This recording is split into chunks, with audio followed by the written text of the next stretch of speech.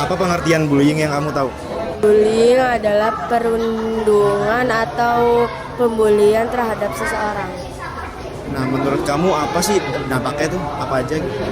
Membuat temen tuh kayak nggak mau berteman lagi tuh, kayak trauma.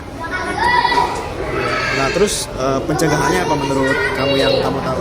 Melaporkan ke guru atau enggak ke orang tua. Benar. Assalamualaikum warahmatullahi wabarakatuh. Perkenalkan, nama saya Thomas Udara Billah, NIM 240641015.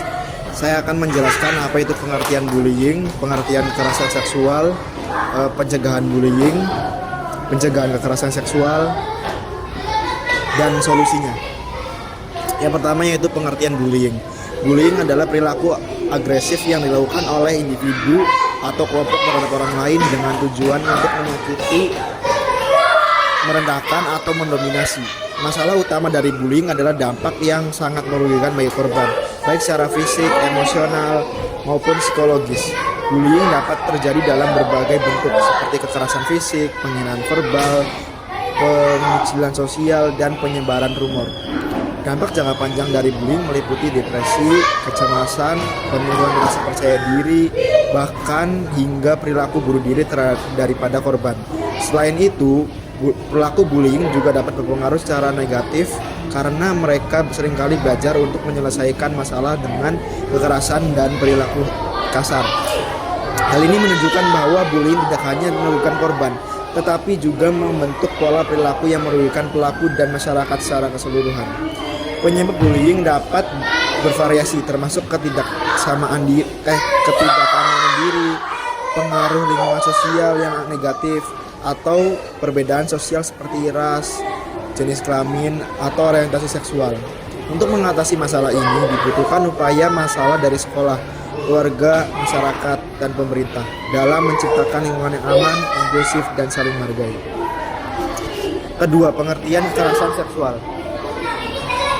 Kekerasan seksual adalah tindakan yang melibatkan pemaksaan atau paksaan terhadap seseorang untuk melakukan atau mengalami aktivitas seksual tanpa persetujuan mereka.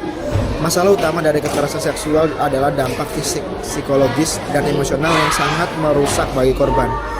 Tindak kekerasan seksual bisa mencakup pemerkosaan, pelecehan seksual, perundungan seksual, atau tindakan seksual lainnya yang tidak dapat diinginkan, baik dalam hubungan intim maupun di ruang publik.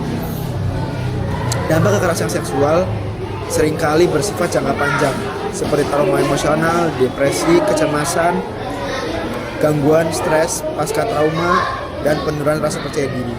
Selain itu, korban kekerasan seksual juga sering menghadapi stigma sosial, penghakiman, dan kesulitan untuk berbicara tentang pengalaman mereka, yang membuat mereka enggan mencari bantuan. Kekerasan seksual seringkali didorong oleh ketimpangan kekuasaan, diskriminasi gender, norma budaya yang membenarkan dominasi, dan kurangnya pendidikan tentang hak asasi manusia.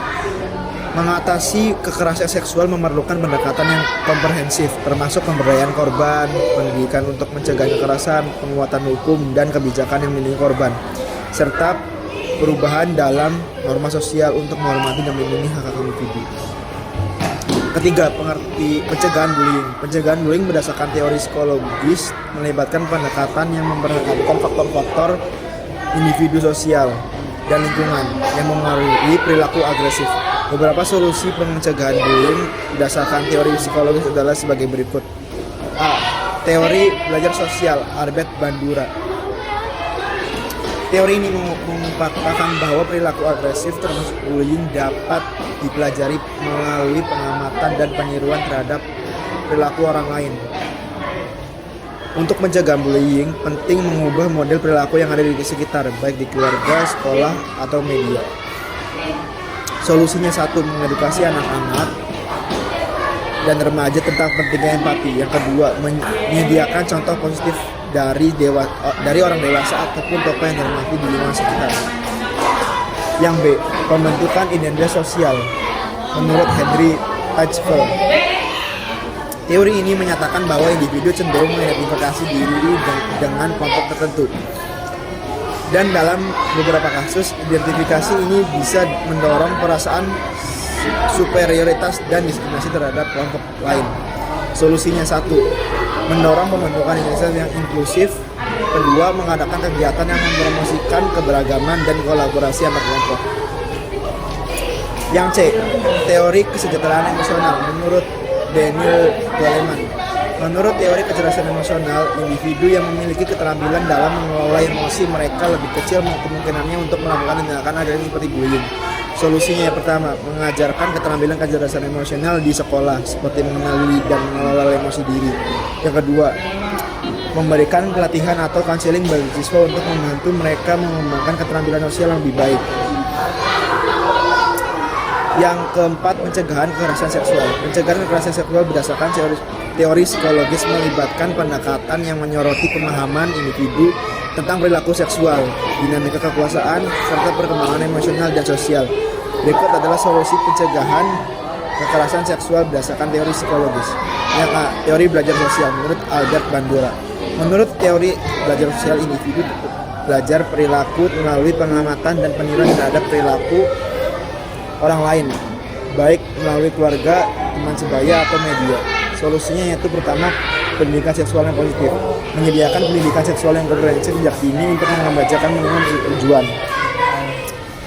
Yang kedua, model perilaku positif. Menampilkan contoh positif tentang hubungan yang sehat dan saling menghargai di keluarga, sekolah, dan media. Yang B. Pembentukan identitas sosial menurut Heritage Ball. Teori ini menunjukkan bahwa individu seringkali membentuk identitas mereka berdasarkan kelompok sosial mereka. Ketika ada ketidaksetaraan atau perasaan superioritas terhadap kelompok lain, misalnya gender, ras, dan status sosial. Solusinya pertama, menghargai keberagaman. Mendorong nilai-nilai keberagaman dan inklusivitas untuk mengurangi prasangka terhadap kelompok yang berbeda.